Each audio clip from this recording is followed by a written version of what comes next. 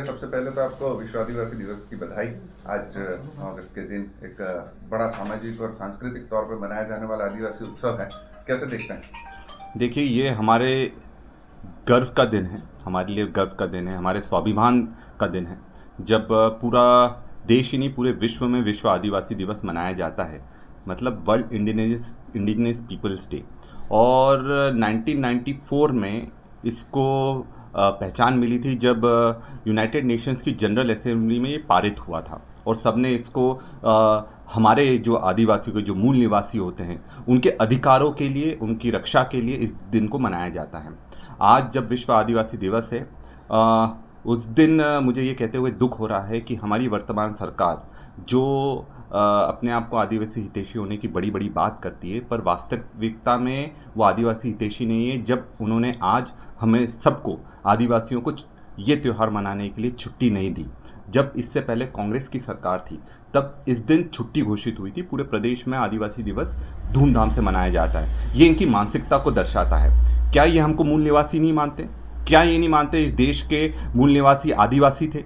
क्या ये हमको वनवासी मानते हैं? और इसी विचारधारा की लड़ाई है कि ये मान नहीं पा रहे हैं कि ये जो मूल निवासियों का दिन होता है ये आदिवासियों का दिन है। और हम इस चीज़ की कड़ी निंदा करते हैं और उनको हम चुनौती भी देते हैं कि अगर इस तरह से ये आदिवासियों के स्वाभिमान को ठेस पहुंचाते रहेंगे, उनका अपमान करते रहेंगे, तो जल्दी उनको भुगतना पड़ेगा। भैया, आदिकाल का वासी आदिवासी और उसे नया शब्द वनवासी देकर के भाजपा इस समय पे अपनी ओर से कह रही है कि ये किस तरीके का त्योहार है, क्योंकि कल जो है कल सिंह भाभोर जी ने बड़ा बयान दिया कि इस दिन को इतना विशेष बनाया कैसे मनाया जा सकता है। यूनाइटेड नेशंस को या तो वो मानते नहीं हैं। यूनाइटेड नेशंस पूरे विश्व की एक संस्था है जो अधिकारों को लेकर लड़ाई लड़ती है। और जब 1994 में इसको पारित कर दिया गया तो अब इनको किस बात की आपत्ति है?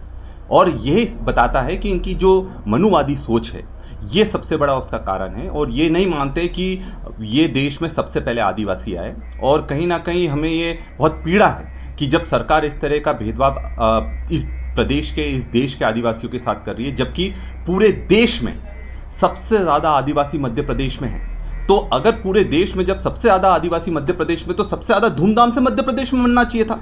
और ये उसको मानने को तैयार नहीं। और यही कारण है कि पहले इन्होंने आदिवासियों के आरक्षण में वर्गीकरण कर आदिवासियों को बांटने का प्रयास कर रहे हैं, एक बहुत बड़ा छल करने का प्रयास कर रहे हैं। अब आदिवासियों का जो अस्तित्व है उस पर ही प्रश्न चिन्ह खड़ा करने का काम भाजपा के लोग कर रहे हैं। विधानसभा में आप इस पर सवाल उठाएंगे? निश्चित तौर पर ये विधानसभा में भी उठाएंगे और सड़कों पर भी आना पड़ा तो सड़कों पर भी आएंगे। भैया, एक दूसरा मुद्दा है, कल फैसला